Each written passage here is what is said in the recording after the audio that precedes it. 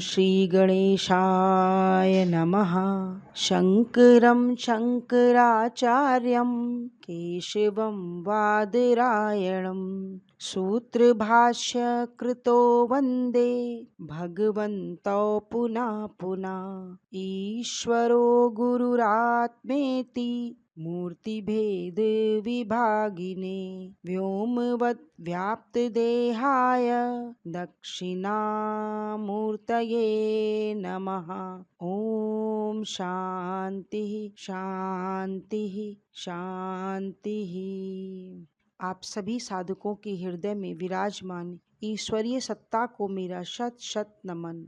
बंधुओं, मैं ज्योति त्रिपाठी आप सबके समक्ष आचार्य शंकर द्वारा रचित ग्रंथ भज गोविंदम की व्याख्या हेतु पुनः उपस्थित हूँ। अब तक हमने इस ग्रंथ के 14 श्लोकों की व्याख्या की और आज हम उसी श्रृंखला में श्लोक संख्या 15 की व्याख्या करने जा रहे हैं। मित्रों, भज गोविंदम के माध्यम से हमें अपनी समझ को एक नई दिशा मिलने का रास्ता तय होता है। जीवन में बेसिक आवश्यकताओं के अतिरिक्त समझ एक ऐसी इम्पोर्टेंट चीज है जो हमारे जीवन को सुलभ और सुगम बनाती है। आज भौतिकता चरम पर है। जो कुछ आज है ऐसा नहीं है कि पहले नहीं था। वातावरण पहले भी ऐसा ही था, किंतु आज उसकी पराकाष्ठा है। आज का ये श्लोक हमें ये सिखाने के लिए है कि जीवन अधिक से कम की तरफ बढ़ रहा है, अर्थात शिशु, बालपन, युवावस्था और वृद्धावस्था की ओर जा रहा है, अर्थात हम घटते जा रहे हैं।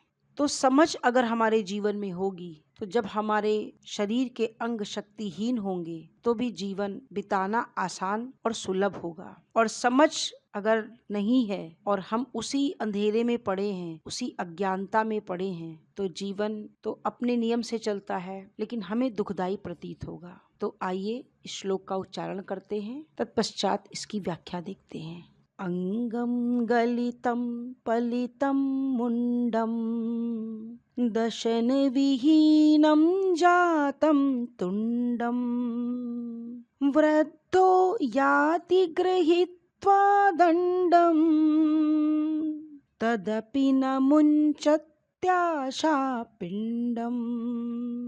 भज गोविंदम भज गोविंदम गोविंदम भज मूढ़मते।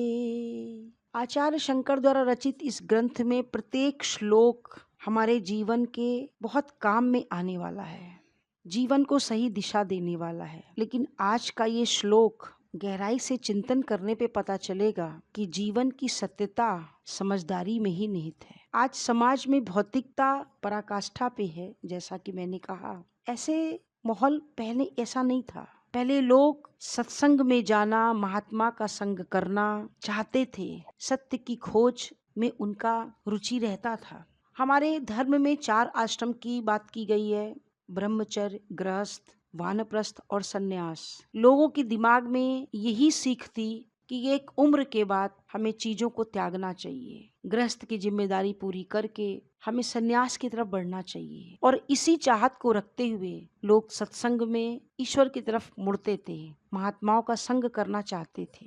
किंतु आज भौतिकता बहुत सर चढ़ गई है। अधिकांश लोग धन और इंद्रियों के सुख को ही अपने जीवन का लक्ष्य बनाए हैं। ऐसी हालात में साधु का संग, महात्माओं का सत्संग करने में लोगों की रुचि नहीं है। तो परमात्मा ने लोगों को ईश्वर की तरफ मुड़ने का, या इसे ऐसा कहें कि सत्य की खोज के और भी माध्यमों को प्रदान किया है। और वो माध्यम है हमारे जीवन के अनुभव, जो खट्टे और मीठे दोनों हैं। मित्रों, हम अपनी लाइफ में सुख और दुख का, खोने और पाने का बहुत अनुभव प्राप्त करते हैं। हमारे जीवन में धन आता भी है और जाता भी है। हमारे जो बहुत प्रिय हैं, जो अपने हैं, जिनको हम अपना सगे संबंधी समझते हैं, वो भी आते हैं और जाते हैं। हमारी पद, हमारी प्रतिष्ठा, हमारे शरीर के अंग, सब कुछ हम खोते हैं, पाते भी हैं और खोते भी हैं। तो अगर ध्यान से चिंतन किया जाए तो ये जो हमारे जीवन के सुख और दुख और खोने और पाने के जो अनुभव हैं, ये ईश्वर द्वारा दी गई वो सीख है कि हमें ये समझ लेना चाहिए कि इस संसार में कुछ भी स्थायी नहीं है। जो आज है वो कल नहीं रहेगा। और जब इस जगत में कुछ स्थायी नहीं है तो हमारा वेद कहता है, परीक्ष लोकान कर्म चितान ब्राह्मणो निर्वेद मायास कृत्य कृतेन तद्विज्ञानार्थम सा गुरुमेवा विगच्छेत समित पाणि श्रोत्रियम ब्रह्मनिष्ठम। हम सभी मनुष्यों को अपना कल्याण चाहने के लिए संसार के सुखों को भली भांति उसकी परीक्षा करनी चाहिए। विवेक पूर्वक वो कितने स्थायी हैं और कितने अस्थायी हैं, कितना उसमें सुख है और कितना उसमें दुख है, इन सब प्रकार के भोगों से समझ करके विवेक द्वारा विरक्त होने का प्रयास करना चाहिए। ये निश्चय कर लेना चाहिए कि हमारा जो कर्तापन है, इसका जो हम भाव लिए कि ये मैं कर रहा हूँ, ये मैंने किया, ये मैंने प्राप्त किया, ये मेरी प्रतिष्ठा है, ये मेरा घर है, ये जो मेरा और मेरा ये कर्ता भाव है, ये सब अनित्य है, ये एक दिन रहने वाला नहीं है। तो हमें उस नित्य परमेश्वर की प्राप्ति ये अनित्य चीजें नहीं करा सकती हैं। हम चाहे जितना धन इकट्ठा कर लें, जितने बड़े महल बना लें, जितनी ऊंची पद प्रतिष्ठा प्राप्त कर लें, लेकिन वो जो सत्य है, जो हमारा स्वरूप है, उनको हम इन सब चीजों के माध्यम से प्राप्त नहीं कर सकते। तो ऐसे में हमें उसकी खोज में, स्वयं की खोज में, सत्य क्या है इस खोज में जुटना चाहिए जीवन के एक समय आने पर। और परमात्मा का वास्तविक ज्ञान करने के लिए साधु का संग, सत्संग, शास्त्रों का संग ये करना चाहिए।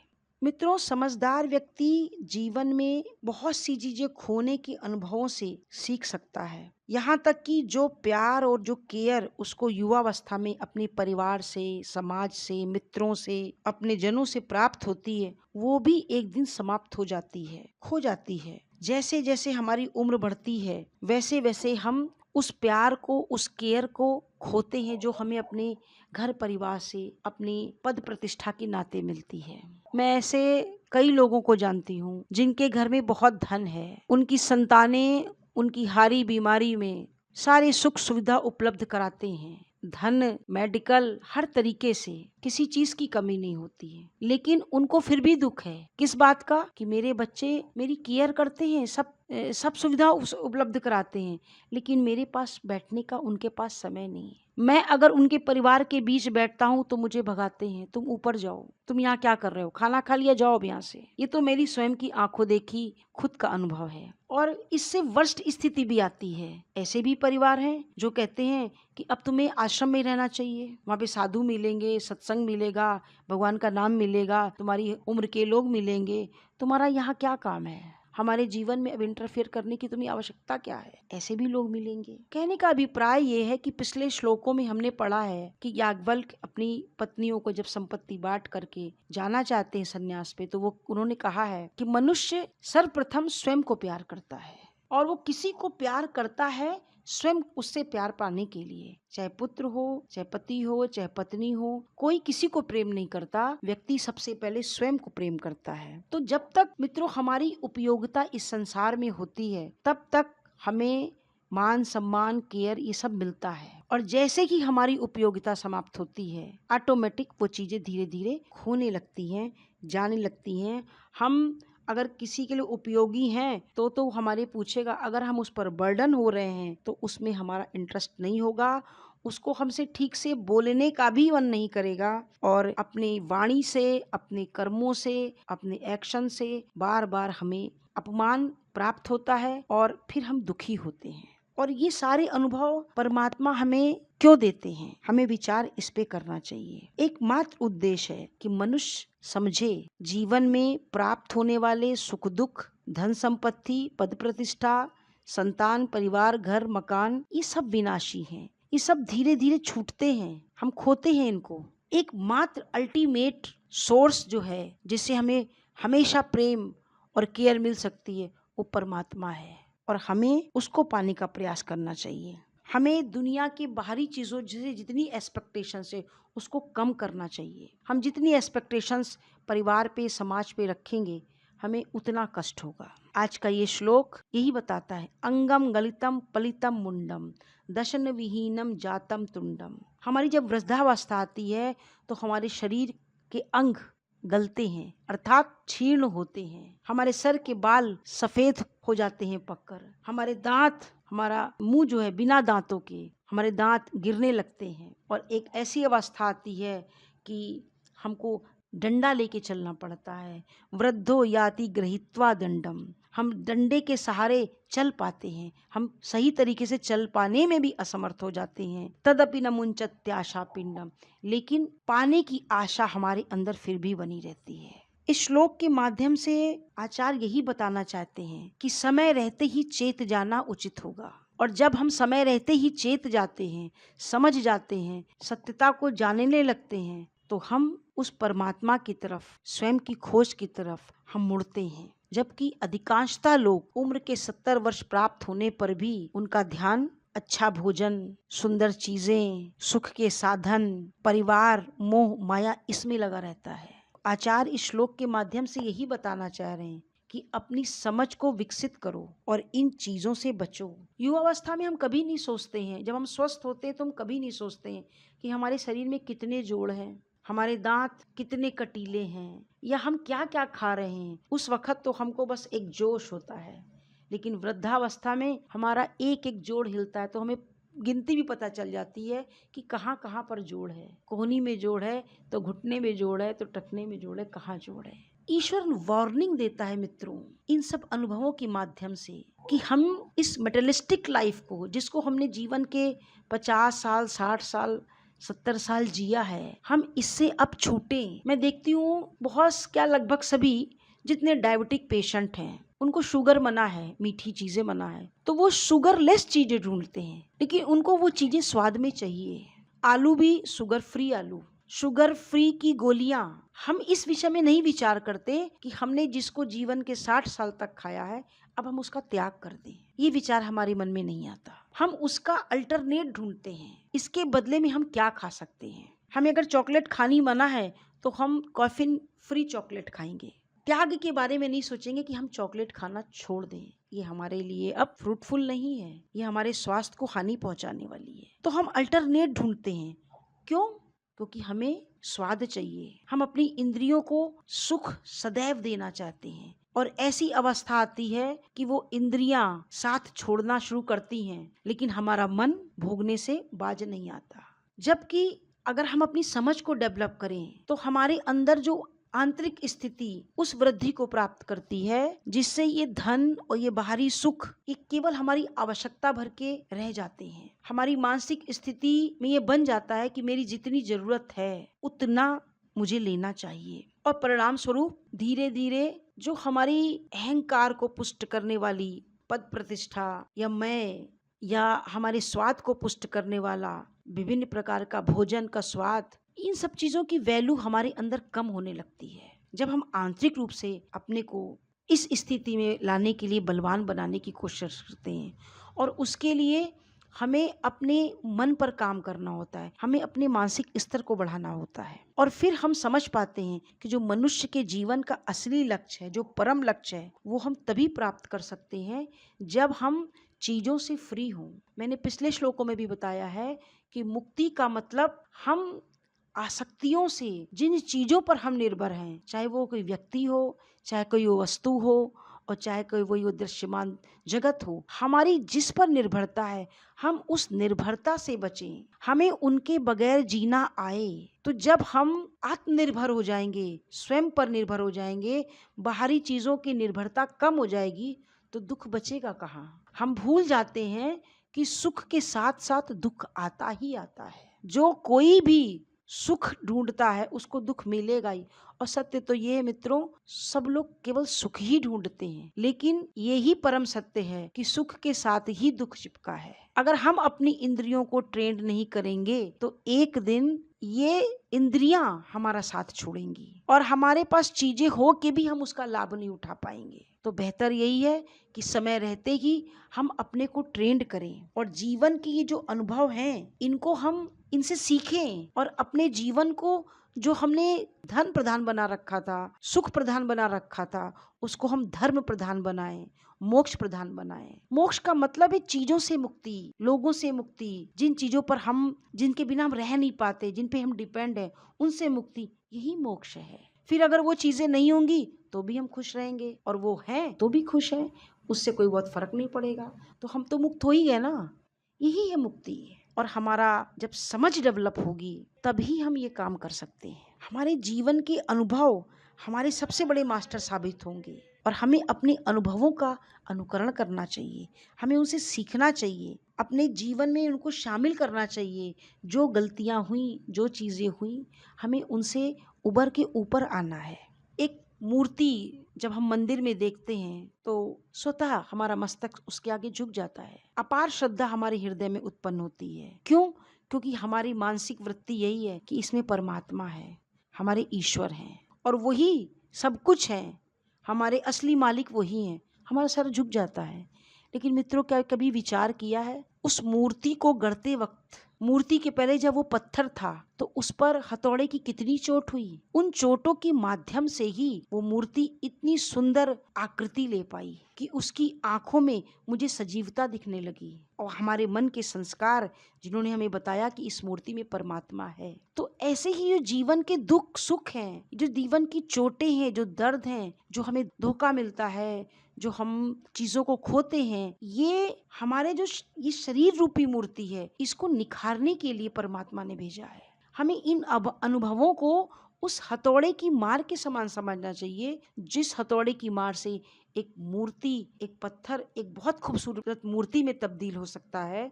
वैसे ही ये जीवन के कटु अनुभव हैं, जो चोटें हैं, ये धोखे हैं, ये जो हमें विनाशी और अविनाशी का भेद करने की जो अवस्थाएं हैं, ये हमें हमारे व्यक्तित्व को खूबसूरत और निखारने का मात्र एक माध्यम है। लेकिन ऐसा तभी हो पाएगा जब हमारी समझ, हमारा मन विकसित होगा, हम अपने मन को ट्रेन कर पाएंगे। अन्यथा जीवन के 78 साल होने पर भी हमारा शरीर तो वृद्ध होगा, लेकिन हमारा मन एकदम नासमझ, और हम वही गलतियां बार बार करेंगे जिनको करके हम स्वयं पछताते हैं कि ये मैंने क्यों किया, इसमें सुख था क्या जो मुझे दिख रहा था।